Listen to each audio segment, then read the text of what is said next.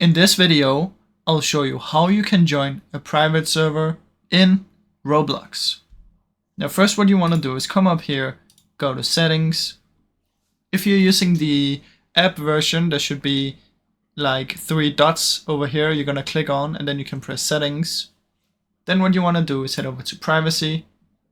Make sure account restrictions are disabled.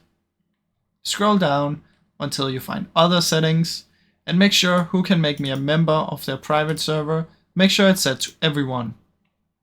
Now once you've done that, what you want to do is come back to the home page, find a server that you want to join the private server. So let's just say it's this one.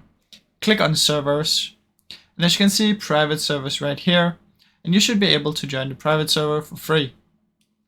Now you can also create a private server, which usually if you only have, you can see I have one, and you can only have one per game. So I already have one for this game, so I cannot create a new, but you can also create a new if you want.